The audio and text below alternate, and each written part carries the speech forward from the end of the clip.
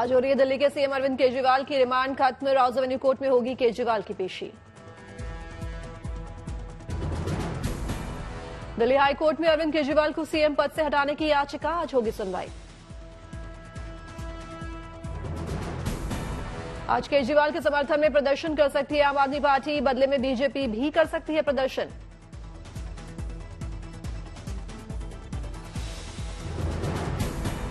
दिल्ली में आप नेता दीपक सिंगला के घर ईडी की एंट्री। देर रात चली छापेमारी के बाद आप नेता दीपक के घर से निकली ईडी की टीम।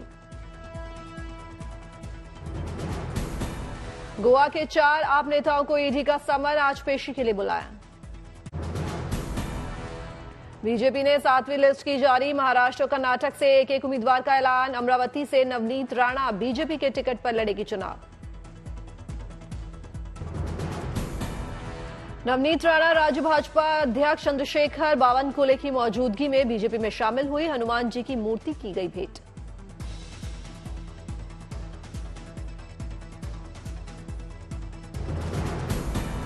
बीजेपी ज्वाइन करने के बाद बोली नवनीत राणा, पूरी निष्ठा से करूंगी काम। अमरावती से बीजेपी उम्मीदवार बनाए जाने पर नवनीत राणा के समर्थकों ने मनाया जश्न। ढोल बजाकर और नाच गाकर जाहिर की खुशी।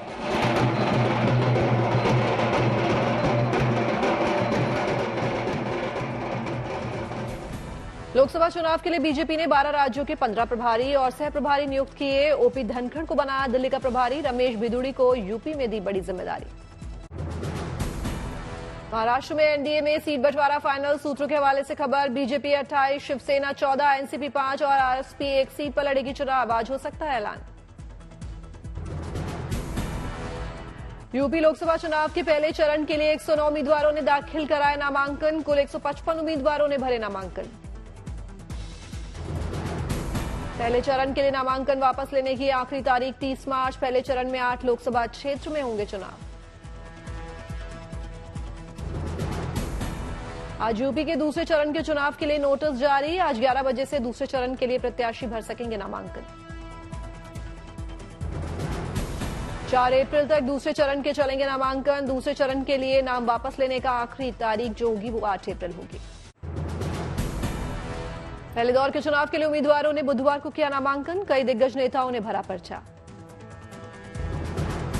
छत्तीसगढ़ के बस्तर सीट से बीजेपी उम्मीदवार महेश कश्यप ने भरा नामांकन। सीएम विष्णुदेव साय भी थे साथ।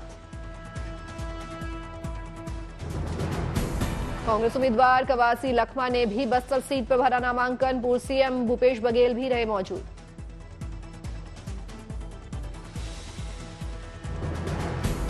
जयपुर शहर से बीजेपी प्रत्याशी मंजू शर्मा ने दाखिल किया नामांकन। कहा टिकट तोहफे में नहीं मिला, करनी पड़ी थी तपस्या। रुद्रपुर में सीएम धामी का बयान। कहा उत्तराखंड में हमें हर ओर से मिल रहा है समर्थन। 19 अप्रैल को मतदान के लिए जबरदस्त उत्साह। बिहार में पूर्णिया सीट पर आरजेडी और कांग्रेस में घमासान। बीमा भारती को पूर्णिया से आरजेडी ने बनाया उम्मीदवार। पप्पू यादव जता चुके थे लड़ने की इच्छा। आरजेडी के फैसले से नाराज दिखे कांग्रेस में शामिल हुए पप्पू यादव। कहा मर जाऊंगा लेकिन नहीं छोड़ूंगा पूर्णिया। पूरी दुनिया एक तरफ हो जाएगी तब भी हम पूर्णिया से अलग नहीं होंगे और ना ही दूर जाएंगे। पंजाब में आम आदमी पार्टी को लगा बड़ा झटका। जालंधर से सांसद सुशील कुमार रिंकू बीजेपी में हुए शामिल। जालंधर पश्चिम से आप विधायक शीतल अंगरूल ने छोड़ा पार्टी का साथ। दिल्ली में बीजेपी का थामा दामन। हरिद्वार लोकसभा क्षेत्र से कांग्रेस उम्मीदवार वीरेंद्र रावत ने दाखिल किया अपना नामांकन। पूर्व सीएम त्रिवेंद्र सिंह रावत से मुलाकात। रामपुर से समाजवादी पार्टी के उम्मीदवार इमाम महिबुल्लाह नदवी ने दाखिल किया नामांकन। समर्थक रहे मौजूद।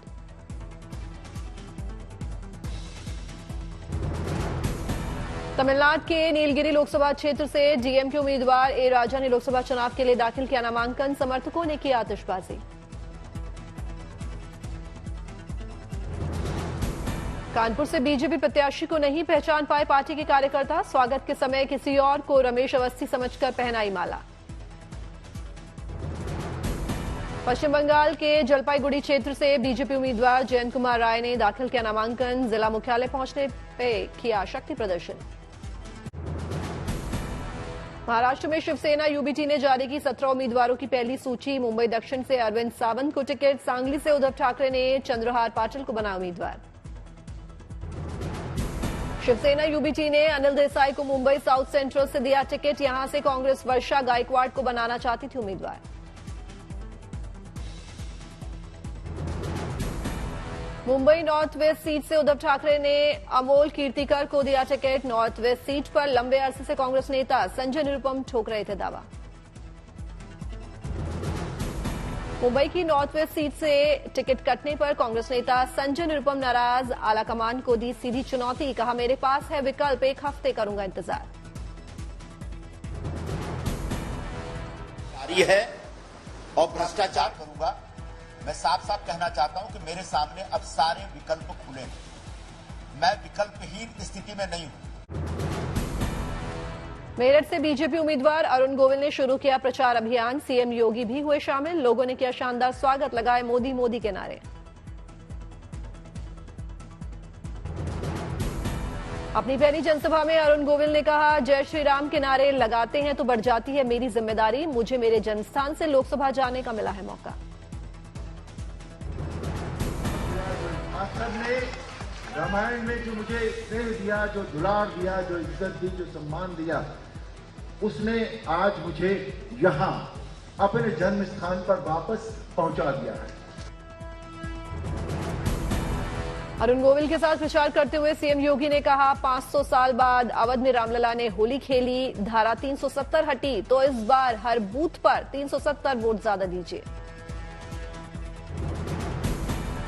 आज मुजफ्फरनगर, शामली और सहारनपुर में सीएम योगी करेंगे चुनाव प्रचार। प्रबुद्ध सम्मेलन को करेंगे संबोधित। उधमपुर में योग शिविर का आयोजन। योग के साथ आगामी लोकसभा चुनाव में मतदान के प्रति किया गया जागरूक। उधमपुर में बीजेपी प्रत्याशी जितेंद्र सिंह समर्थन में बाइक रैली का आयोजन किया गया। बड़ी संख्या में बीजेपी समर्थकों ने लिया हिस्सा। मतदान के लिए किया गया जागरूक। पाली में आयोजित शादी के निमंत्रण कार्ड में अनोखी अपील। 26 अप्रैल को शादी में आने से पहले मेहमानों के लिए वोट डाले जाने का लिखा संदेश।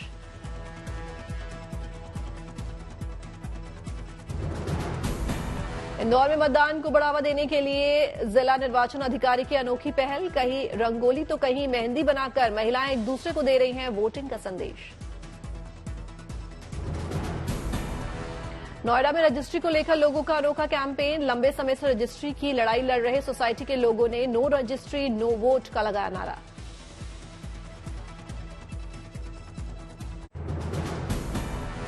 गुजरात के गिर जंगल में महंत हरिदास के लिए 7 मई को बनाया जाएगा एक बूथ। ईसी की तरफ से साल 2002 से मिल रहा है लोकतंत्र के उत्सव में हिस्सा लेने का मौका। समर्पण रैली में शामिल होने जा रहे हैं सीएम साहा की सादगी। रास्ते से गुजर रही स्कूल बस के लिए अपने काफिले को रुकवाया।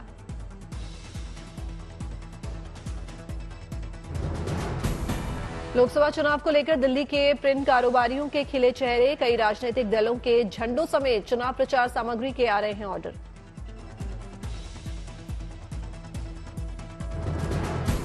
दिल्ली के चुनावी मौसम में अपने घोषणा पत्र को लेकर सुर्खियों में जनहित दल नाम की पार्टी। वोटर को लुभाने के लिए 400 यूनिट फ्री बिजली के साथ प्राइवेट स्कूल में मुफ्त शिक्षा का वादा।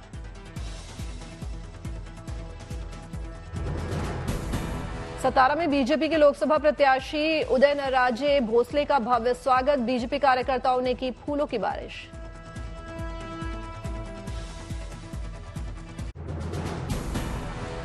जल संरक्षण को लेकर बिजनौर की डॉक्टर राखी आनंद का अनूठा तरीका। आरओ वाटर प्यूरिफायर से बर्बाद हो रहे पानी का निकाला तोड़। रोजाना 90,000 लीटर बचा रही हैं वेस्ट वाटर।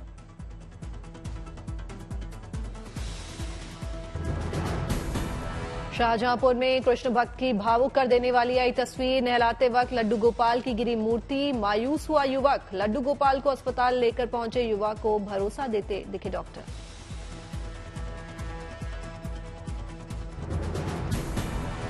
कानपुर के जिला जेल में भाई दूज के मौके पर बहनों की पूरी हुई मुराद। बहनों ने जेल में बंद भाइयों के माथे पर लगाया तिलक। बहनों के चेहरों पर दिखी खुशी।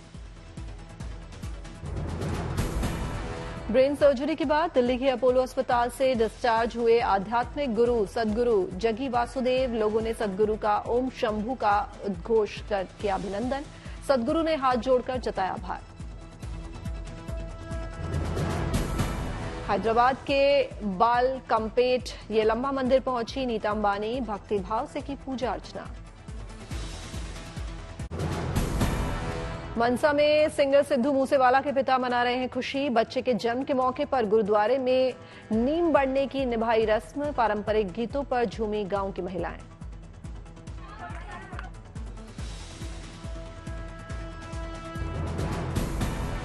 स्मार्ट सिटी की तर्ज पर गुजरात के धोलेरा का हो रहा है कायाकल्प। धोलेरा स्मार्ट ग्रीन सिटी का अपना सपना पीएम मोदी का ड्रीम प्रोजेक्ट। पति की मौत के बाद 46 साल काटे दफ्तरों के चक्कर। अब उड़ीसा हाईकोर्ट के आदेश पर 91 साल के बुजुर्ग को मिलेगी पेंशन। अयोध्या में हनुमानगढ़ी से पदयात्रा कर रामलला के दरबार पहुंचे कर्नाटक के राज्यपाल थावरचंद गहलोत। पूजा अर्चना कर लिया प्रभु श्रीराम का आशीर्वाद। अयोध्या के सरयू तट पर आरती का आयोजन। आरती में शामिल हुए कर्नाटक के राज्यपाल थावरचंद गहलोत। श्रद्धालुओं का उमड़ा सैलाब। लंदन के साइंस म्यूजियम में खुली अडानी ग्रीन एनर्जी गैलरी। यहां क्लाइमेट चेंज की समस्याओं से निपटने के तरीकों को शोकेस किया जाएगा।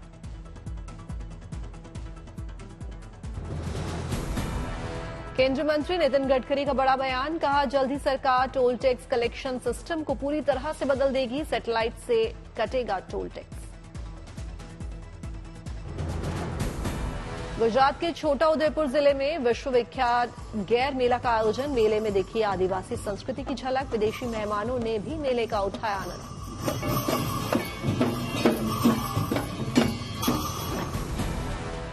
शिमला में जल्द मौसम होगा खुशनुमा। 31 मार्च तक बर्फबारी के आसार। मौसम विभाग के मुताबिक कई स्थानों पर ओलावृष्टि के साथ चलेगी आंधी।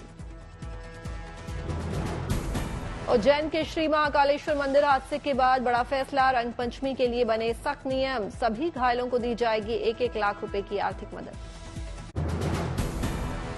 क्रिकेटर सरफराज खान और मुशीर खान पहुंचे आजमगढ़ के पैतृक घर। भारत बनाम इंग्लैंड सीरीज में दोनों के अच्छे प्रदर्शन को लेकर घरवालों के चेहरों पर दिखी खुशी। हैदराबाद में पीओपी आर्ट एग्जीबिशन का शुभारंभ। पूर्व क्रिकेटर कपिल देव ने दीप प्रज्वलित कर कला प्रदर्शनी का किया उद्घाटन।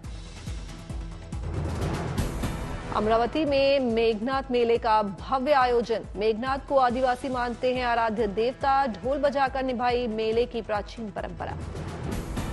बिहार के बीजेपी प्रदेश महासचिव और बक्सर से लोकसभा उम्मीदवार मिथिलेश तिवारी पहुंचे गोपालगंज।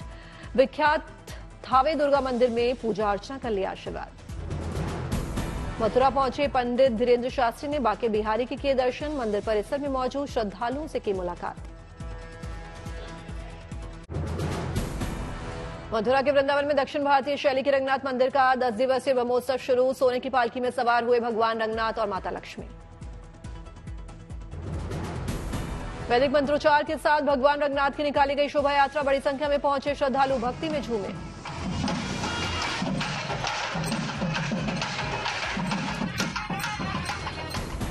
दिल्ली में ग्रीस के राष्ट्रीय दिवस के मौके पर कार्यक्रम का आयोजन। केंद्रीय मंत्री मीनाक्षी लेखी ने कार्यक्रम को किया संबोधित। स्कूली बच्चों ने गाया ग्रीस का सॉन्ग।